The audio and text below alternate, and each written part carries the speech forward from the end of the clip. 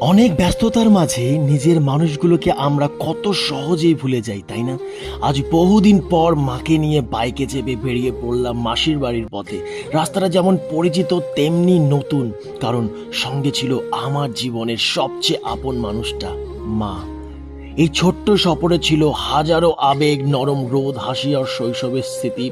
ছিল ট্রেনের ঝিকঝিক ঝিকঝিক আওয়াজ, মায়ের মুখে সেই পুরনো দিনের গল্প, আর ক্যামেরায় বন্দিশ কিছু সুন্দর মুহূর্ত।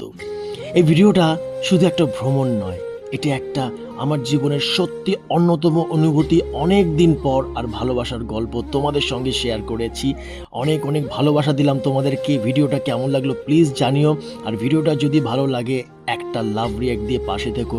মাকে সময় দাও, কারণ মারা অপেক্ষা করে না বলা ভালোবাসাগুলোর জন্য।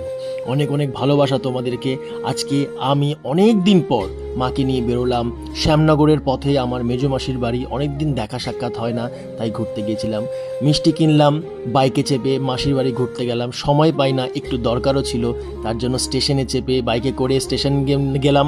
তারপরে স্টেশন থেকে আমি কিন্তু চলে গেলাম ঝিকঝিক করে ট্রেনে করে শ্যামনগর, আমার মাসির বাড়ির গন্তব্যস্থলে। তো কেমন লাগলো ভিডিওটা? তোমাদের প্রত্যেকটা কমেন্ট, তোমাদের প্রত্যেকটা ভালোবাসা আমার অনেক অনেক পছন্দের। ভালো থেকো, সুস্থ থেকো, এইভাবে পাশে থেকো।